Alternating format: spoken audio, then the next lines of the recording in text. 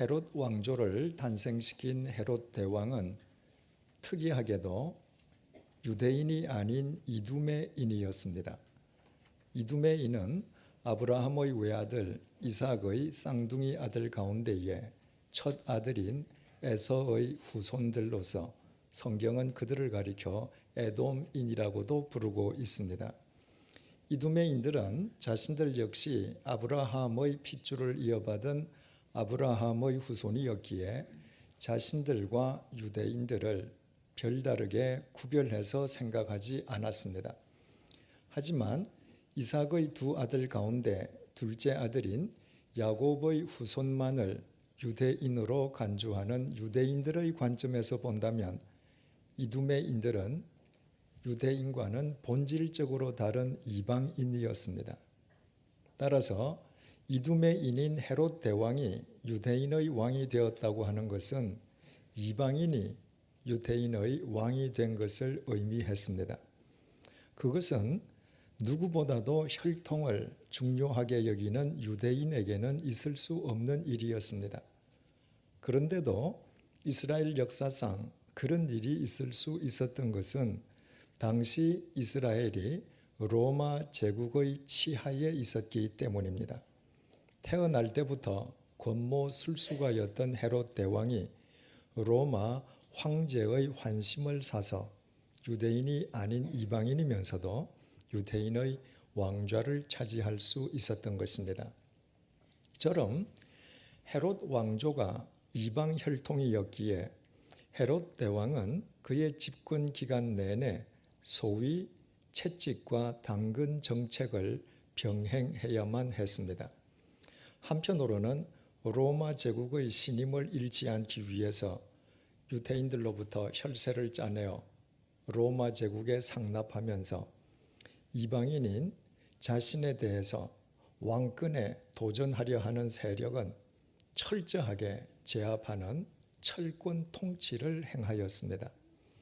별을 보고 예루살렘을 찾아온 동방 박사들로부터 유대인의 왕이 태어났다는 소리를 듣기가 무섭게 헤롯 대왕이 해당 지역은 물론이요 인근 지역까지 2살 이하의 어린아이들을 무조건 학살해버렸던 이유가 바로 여기에 있었습니다. 자신이 이방인이었기에 있을 수 있는 유대인들의 왕권 도전을 평소에 가장 두려워했고 그것이 두려운 만큼 헤롯 대왕은 더욱 강압적인 채찍 정책을 쓸 수밖에 없었습니다. 그와 동시에 헤롯 대왕은 또 한편으로는 유대인들의 환심을 사기 위해서 부단히 노력을 경주했습니다. 이를테면 유대인들의 환심을 사기 위해서 당근 정책을 쓰지 않을 수 없었던 것입니다. 그 대표적인 예가 바로 예루살렘 성전 공사였습니다. 예루살렘 성전은 본래 주전 1000년경에 솔로몬 왕에 의해 건립되었습니다. 그래서 사람들은 그 예루살렘 성전을 가리켜서 솔로몬 성전이라고도 불렀습니다. 그러나 솔로몬 성전은 주전 586년 유다 왕국을 멸망시킨 바벨로니아 제국에 의해서 폐허화되어 버리고 맙니다.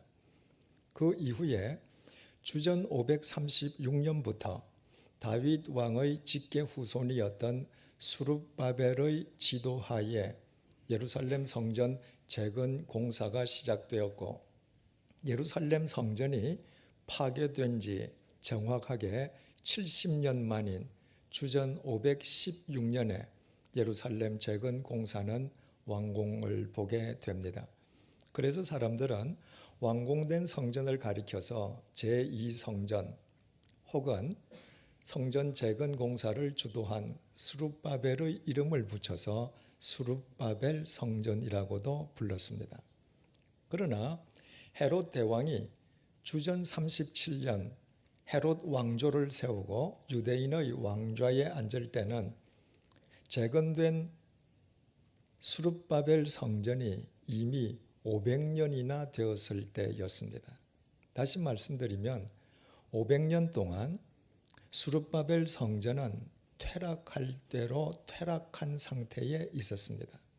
이에 헤롯 대왕이 대대적인 성전 공사를 벌이게 됩니다. 단순한 보수 공사거나 재건 공사가 아니었습니다. 본격적이고도 대대적인 성전 확장 공사였습니다. 그 규모가 얼마나 엄청났었는지 주전 20년 헤롯 대왕에 의해 시작된 성전 확장 공사는 헤롯 대왕의 사후 추후 63년이 되어서야 끝이 났습니다. 장장 83년에 걸친 대역사였습니다. 그래서 사람들은 그 성전을 가리켜서 제3성전 혹은 헤롯 성전이라고 불렀습니다. 2000년 전에 예수님께서 이 땅에 오셨을 때 직접 방문하셨던 예루살렘 성전이 바로 그때까지 공사 중이었던 헤롯 성전이었습니다. 그러나 헤롯 성전 역시 완공된 지 불과 7년 만에 주후 70년 로마 제국의 티투스 장군에 의해서 돌 위에 돌 하나도 남지 않고 초토화되어 버리고 맙니다.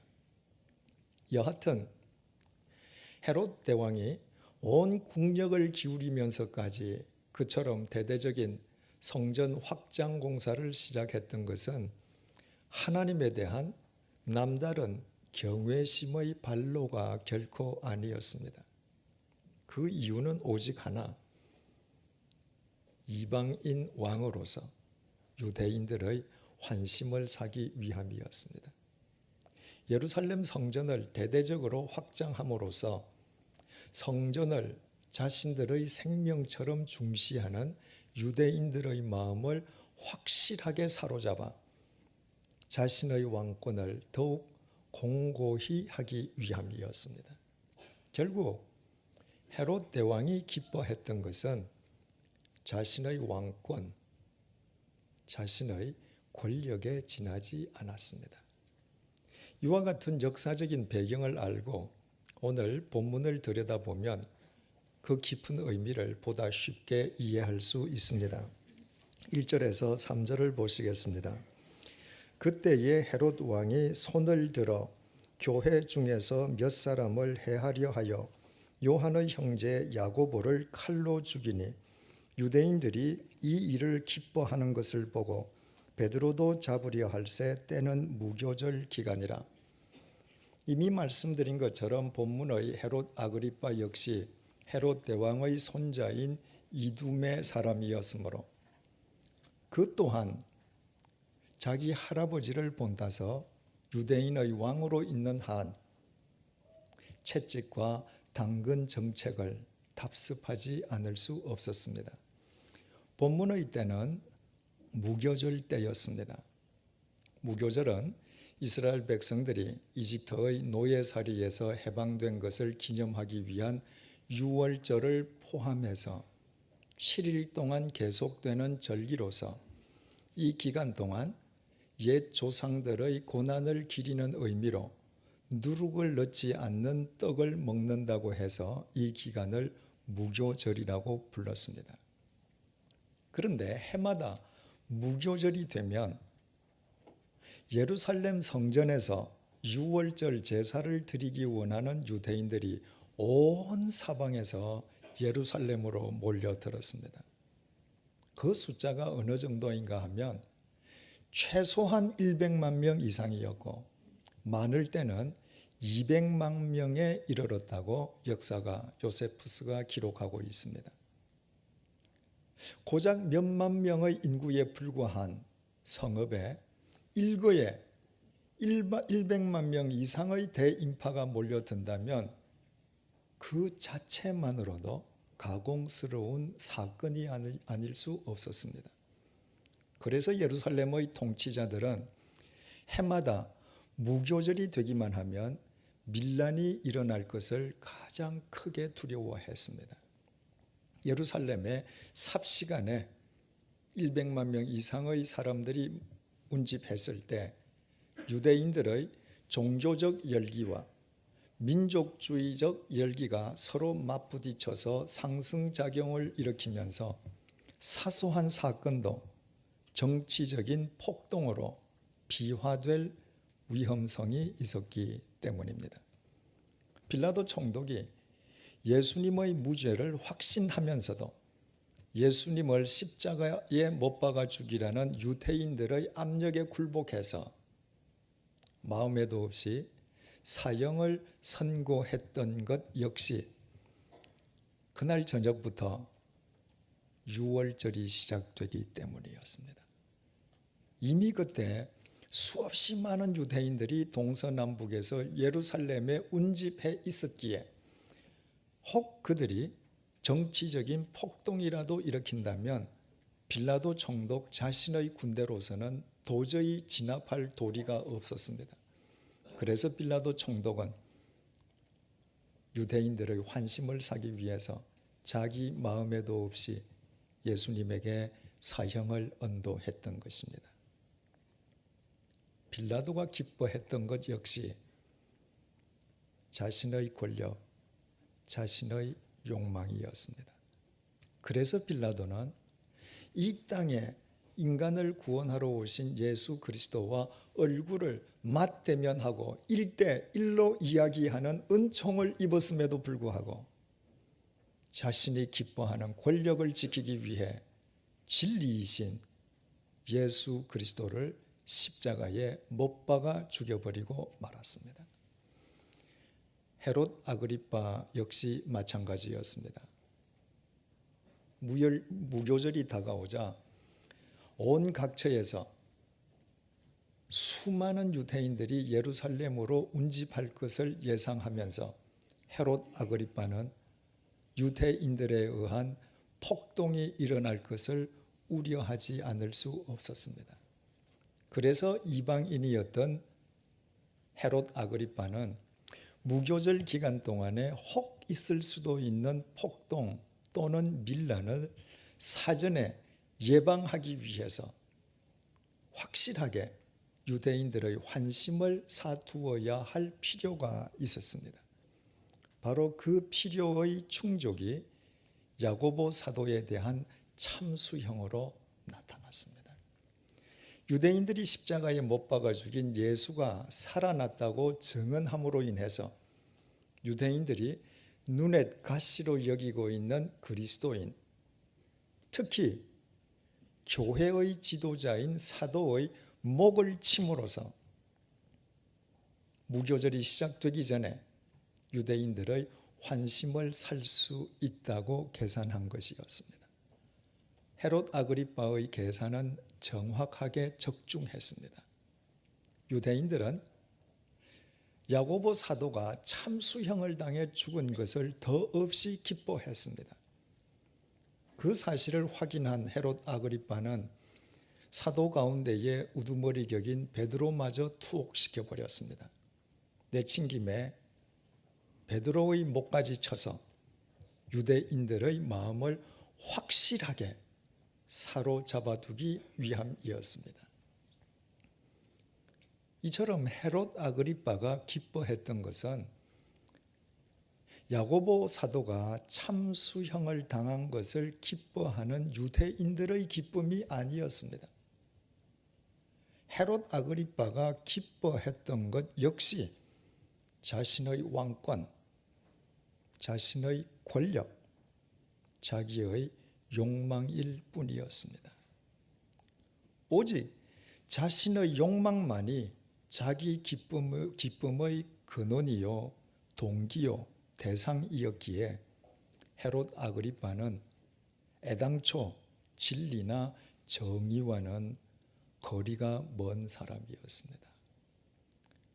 그는 자기 기쁨을 위해서라면 의로운 사람의 목을 치는 것으로부터 무슨 짓이든 서슴지 않고 행할 수 있었고, 자기 기쁨의 논리로 자신의 모든 행위를 합리화시킬 수 있었습니다.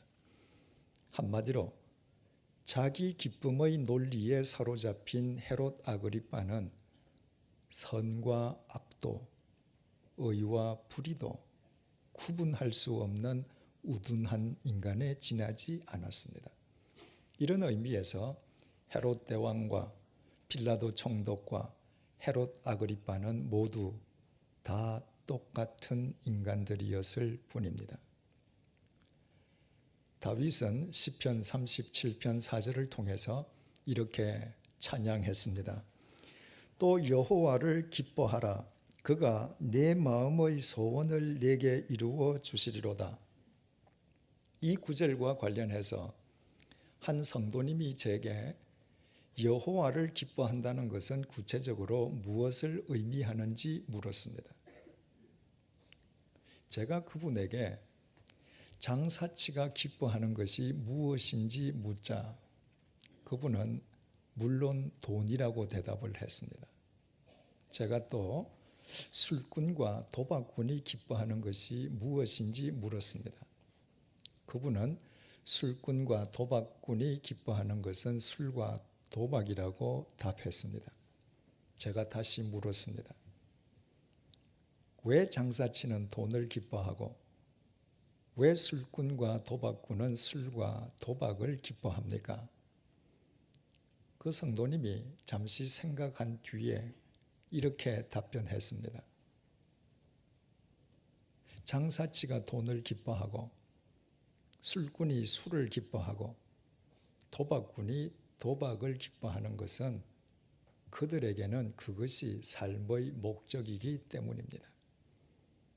그래서 제가 그분에게 이렇게 말씀드렸습니다. 여호와를 기뻐하라는 것은 여호와를 삶의 목적으로 삼고 살아라는 의미입니다.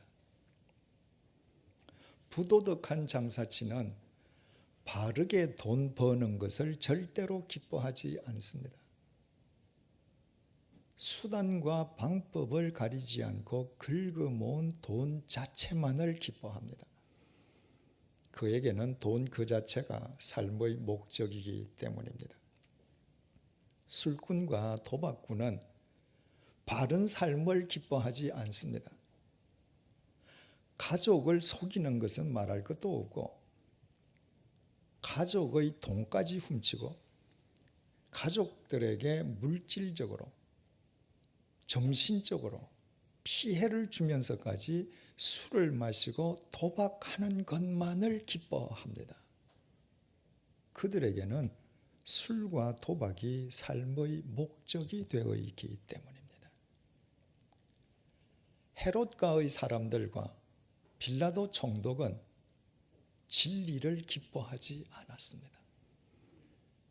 그들은 2살 이하의 사내 어린 아이들을 학살하고 예수 그리스도를 사형에 처하고 야고보의 목을 칼로 베면서까지 자신들의 권력, 자신들의 욕망을 지키기만을 기뻐했습니다. 그들에게는 바로 그것이 삶의 목적이었기 때문입니다. 이처럼 한 인간이 무엇을 기뻐하는지를 보면 그 인간이 자기 삶의 목적을 어디에 두며 살고 있는지를 알게 됩니다.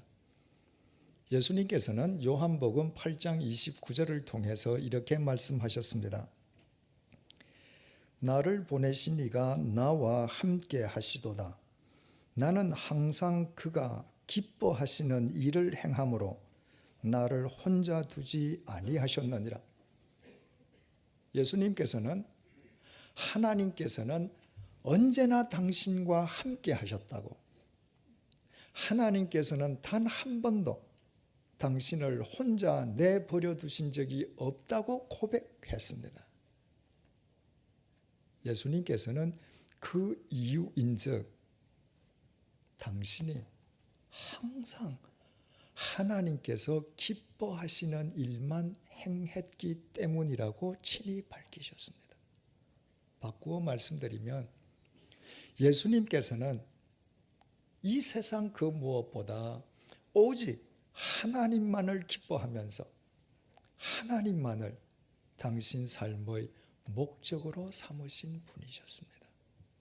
그래서 하나님께서는 당신만을 기뻐하는 예수님을 통해 인류 구원의 대역사를 이루실 수 있었습니다. 사도 바울도 갈라디아서 1장 10절을 통해서 이렇게 고백했습니다. 이제 내가 사람들에게 좋게 하랴, 하나님께 좋게 하랴, 사람들에게 기쁨을 구하랴. 내가 지금까지 사람들의 기쁨을 구하였다면 그리스도의 종이 아니니라. 바울은 만약 자신이 주님 이외의 것을 주님보다 더 기뻐한다면 자신은 그리스도의 종이 아니라고 단언했습니다.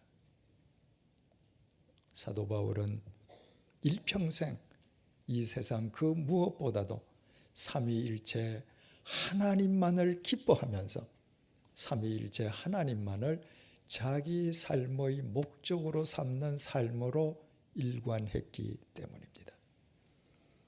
본문의 야고보, 베드로 역시도 이 세상 그 무엇보다 삼위일체 하나님을 기뻐하고 그 하나님을 자기 삶의 목적으로 삼은 사람들이었습니다. 그래서 그들은 자신들이 기뻐하는 그 하나님 때문에 투옥당하고 참수형 당하는 것을 전혀 두려워하지 않았습니다. 자신들이 영원하신 하나님만을 기뻐하는 한 영원하신 하나님께서 영원하신 당신의 생명으로 자신들을 영원히 책임져 주실 것을 믿었기 때문입니다. 그처럼 오직 삼위일체 하나님만을 기뻐한 그들을 하나님께서 당신의 도구로 쓰시고 그들을 통해 인류의 역사를 새롭게 하신 것은 너무나도 당연한 일이었습니다. 그러므로 자기 권력, 자기 욕망만을 지키는 것을 기뻐하다가 스스로 자기 인생을 망쳐버린 헤롯가의 사람들이나 빌라도 총독과는 달리 영원하신 하나님만을 기뻐함으로 우리 가운데에 영원히 살아있는 야고보, 베드로, 바울은 정녕 지혜로운 사람들이었습니다. 적지 않은 사람들이 많은 돈을 벌어서 하나님을 기쁘시게 해드리겠다고 합니다. 그러나 돈만으로 하나님을 기쁘시게 해드리겠다는 것은 하나님을 돈에 걸신 들린 거지로 오인하는 것과 똑같습니다. 만약 하나님께서 인간의 돈 자체만을 기뻐하시는 분이시라면 하나님께서는 우리 모두를 다 내팽개치시고 이 세상 최고 재벌 몇 사람만 상대하실 것입니다. 하나님께서는 우리 주머니의 돈 그 자체를 기뻐하시지 않습니다. 이 세상 모든 것이 하나님의 소유일진데 하나님께서 왜 우리 주머니의 돈 그 자체를 기뻐하시겠습니까? 하나님께서 기뻐하시는 것은 우리 주머니의 돈 그 자체가 아니라 하나님의 말씀을 쫓아 바르고 선한 양심으로 번 돈에 자족하면서 그 돈을 바르게 쓸 줄 아는 우리의 중심입니다. 또 어떤 사람은 높은 직책에 올라 하나님을 기쁘시게 해드리겠다고 합니다. 하지만 인간의 높은 직책 자체도 하나님의 기쁨이 될 수는 없습니다. 천지를 창조하신 하나님께서 온 우주 만물 가운데에 가장 높으신 분이신 바에야 인간의 직책이 아무리 높다 한들 인간의 직책이 그 자체가 어떻게 하나님의 기쁨이 될 수 있겠습니까? 하나님께서는 인간의 직책 자체를 기뻐하시는 것이 아니라 어느 직책에서든 하나님의 선하고 신실한 청지기로 살아가는 우리 삶의 자세를 기뻐하십니다. 어떤 사람들은 더 많은 지식으로 하나님을 기쁘시게 해드리겠다고 합니다. 그러나 인간의 지식 또한 그 자체가 하나님의 기쁨이 될 수는 없습니다. 하나님께서 기뻐하시는 것은 유한한 인간의 유한한 지식이 아니라 오직 하나님만 모든 지식과 지혜의 근본임을 알아 겸손하게 하나님의 말씀을 쫓아 살고자 하는 우리의 낮고 낮은 마음입니다. 한마디로 말씀드리면 하나님께서 기뻐하시는 것은 이 세상 그 무엇보다도 하나님을 기뻐하면서 하나님을 자기 삶의 목적으로 삼는 우리 자신입니다. 그때만 우리들이 야고보, 베드로, 바울처럼 이 땅에 살아있는 동안 우리가 기뻐하는 하나님에 의해 사랑과 진리와 생명의 삶을 살 수 있고, 하나님께서는 하나님만을 기뻐하는 우리를 당신의 도구로 쓰시어 이 시대 역사 속에 당신의 뜻을 이루실 수 있기 때문입니다. 그러나 야고보와 베드로 그리고 바울이 본래부터 하나님을 기뻐하는 삶을 살았던 것은 결코 아니었습니다. 야고보와 베드로는 이 땅에 오신 성자 하나님 예수님과 3년 동안 함께 동고동락했지만 마지막 순간까지 자신들의 계산을 더 기뻐하던 인간들입니다. 바울 역시도 자기 신념을 더 기뻐했습니다. 자기 계산, 자기 신념, 자기 자신을 더 기뻐했다는 의미에서 옛 시절의 베드로, 야고보, 바울은 헤롯가의 사람들이나 빌라도 총독과 구별될 수가 없었습니다. 그럼에도 불구하고 그들이 헤롯가의 사람들이나 빌라도 총독과는 달리 이 세상 그 무엇보다도 하나님만을 기뻐하고 하나님을 자기 삶의 목적으로 삼을 수 있었던 것은 하나님께서 당신의 영이신 성령님을 그들에게 보내주셨기 때문입니다. 오순절날 야고보와 베드로에게 성령님께서 임하셨습니다. 성령님께서 다메섹 도상의 바울을 사로잡아 주셨습니다. 그들이 성령님께서 자신들에게 임하시도록 그 어떤 노력이나 수고도 행한 적이 없었습니다. 오직 하나님께서 당신의 일방적인 은총으로 그들을 지명하여 선택하시고 당신의 영이신 성령님을 그들에게 거저 보내주셨습니다.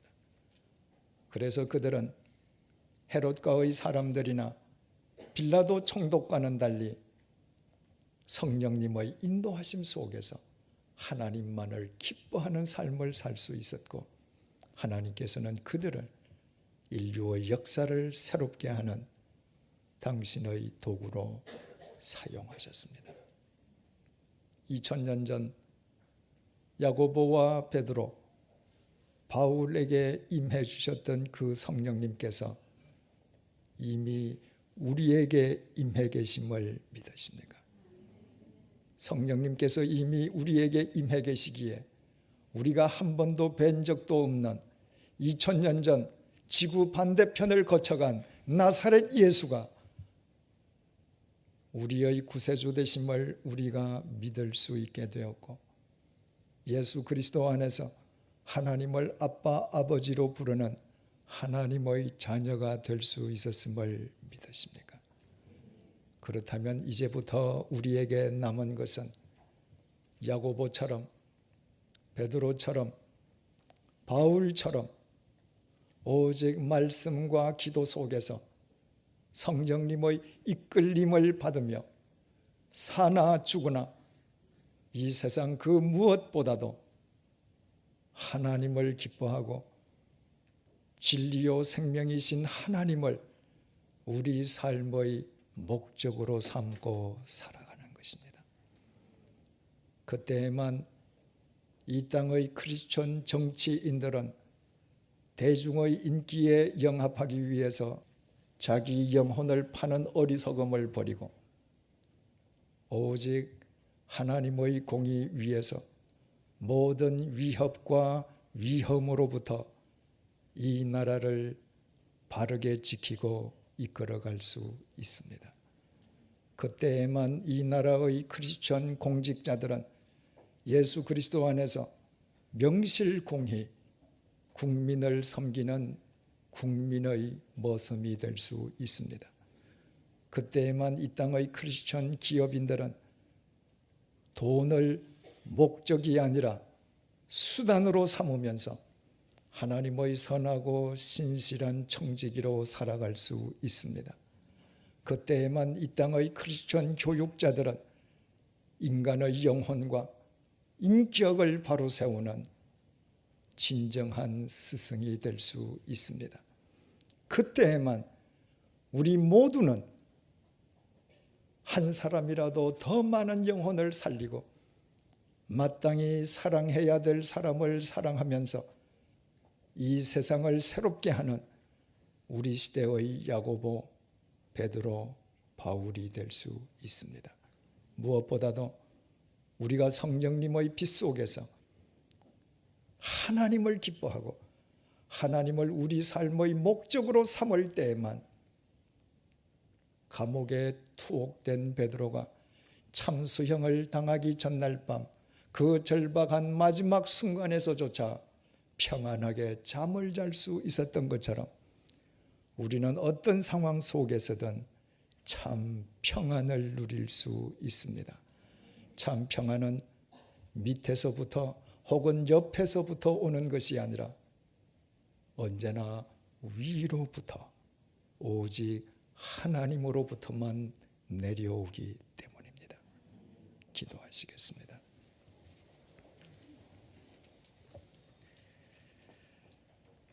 헤롯 대왕은 이스라엘 역사상 가장 대대적인 예루살렘 성전 확장 공사를 시작했고, 헤롯 아그리빠는 자기 할아버지가 시작했던 그 공사를 계속했고, 빌라도 총독은 예수님을 만나 예수님과 마주보고 이야기를 나누었습니다. 그러나 하나님의 영이신 성령님께서 그들에게는 임해 주시지 않았습니다. 그 결과 그들은 자신의 권력, 자신의 욕망, 다시 말해 자기 자신만을 기뻐하느라 어린아이들을 학살하고 예수님을 사형에 처하고 야고보에게 참수형을 내리면서까지 스스로 자기 인생을 망치는 우둔한 삶을 살고 말았습니다.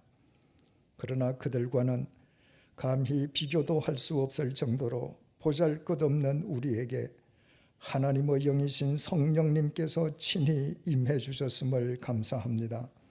성령님께서 우리로 하여금 2000년 전 지구 반대편을 거쳐가신 예수님을 우리의 구세주로 믿게 해주시고 예수 그리스도 안에서 하나님의 자녀로 불러주심을 감사합니다.